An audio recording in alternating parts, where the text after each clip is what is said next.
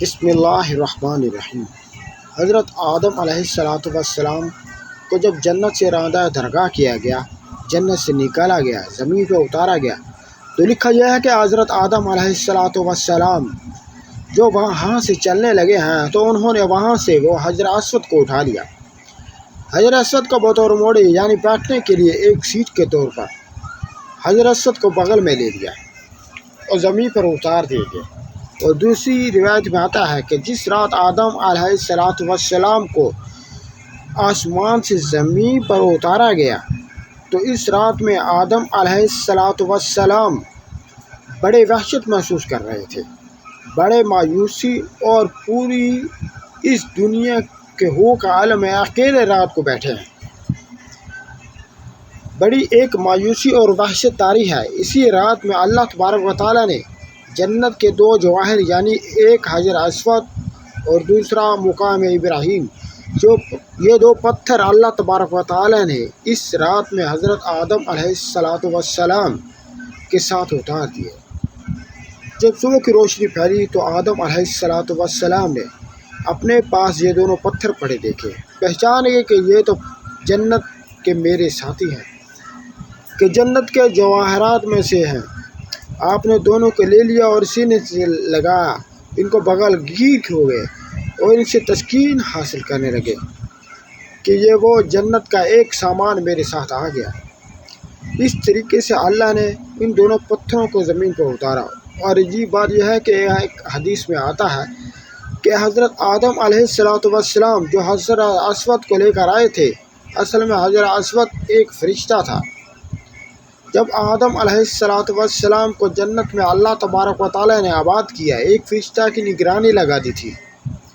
آدم علیہ السلام کی نگرانی کرے کہ وہ ان تمام کی تمام جتنی ان کے لیے مباح ہے، لیکن یہ جو ایک درخت ہے، اس درخت کے کھانے کو ان کو منع کیا گیا، تو تم ان کی نگرانی کرتے رہو، کہیں آدم علیہ السلام اس درخت کو پھل کو نہ کھائیں۔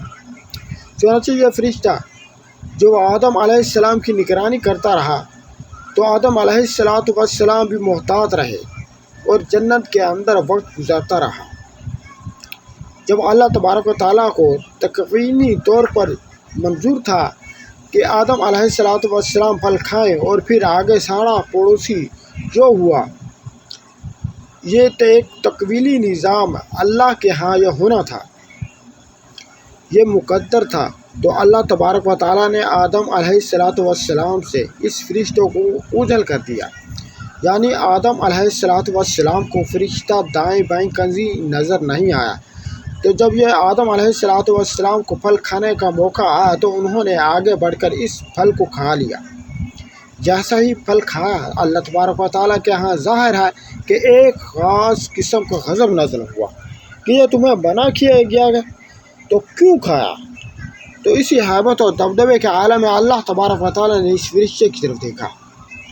جب اس ہیبت کے عالم میں اس فرشتے کو دیکھا تو فرشتہ خوف سے پتھر بن گیا اور وہ حجر اسود کی شکل کے اندر قائم ہو گیا، جس کو آدم علیہ السلام زمین پر لائے۔ اس کی تائید ایک دوسری حدیث سے یہ ہوتی ہے کہ نبی کریم صلی اللہ علیہ وسلم فرماتے ہیں کہ کل روز قیامت میں حجر اسود میدان حشر میں آئے گا تو اس کے دو کان ہوں گے، اس کی دو آنکھیں ہوں گی اور اس کی زبان ہوگی، باقاعدہ ہاتھ ہوں گے، گویا کہ پورے ہاتھ پیر کے ساتھ یہ میدان حشر کے اندر پہنچے گا۔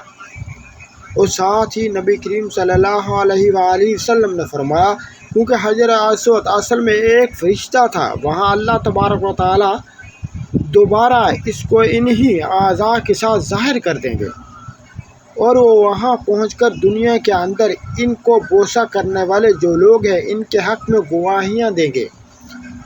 تو معلوم ہوا کہ یہ حجر اسود ایک فرشتہ ہے۔ دنیا کے اندر جو لوگ جو اس کو بوسہ دیتے ہیں اور وہ تختی پر نوٹ ہو جاتا ہے کہ اس آدمی نے مجھے بوسہ دیا ہے، اس کے گناہ معاف کر دیے گئے ہیں، تو کل روز قیامت میں وہ اس کی گواہی دے گا۔ اور مزے کی بات یہ ہے کہ دنیا کے اندر ایک بہت بڑے محدث گزرے ہیں، وہ کہتے ہیں کہ میں مکہ کے اندر حرم میں حجر اسود کے قریب کعبہ کے قریب ایک عرصہ تک رہا تو میں نے ایک مرتبہ عجیب منظر دیکھا۔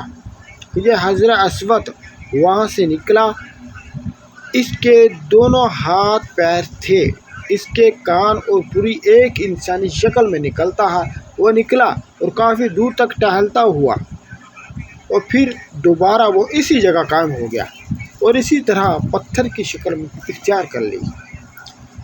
اس روایت سے تائید ہوتی ہے کہ جو ایک بہت بڑے محدث نے یہ نظارہ دیکھا تو معلوم ہوا ہے کہ حدیث میں آتا ہے کہ جب حجر اسود کو کوئی حج یا عمرہ کرنے والا بوسہ دیتا ہے تو حقیقت میں وہ اللہ سے مصافحہ کرتا ہے، اللہ تعالیٰ سے سلام کرتا ہے، تو سلام کرنے کے نتیجے میں اللہ تبارک و تعالیٰ اس کے سارے گناہوں کو معاف کر دیتے ہیں، جیسے خود دو ایمان والے جب آپس میں ایک دوسرے سے مصافحہ کرتے ہیں۔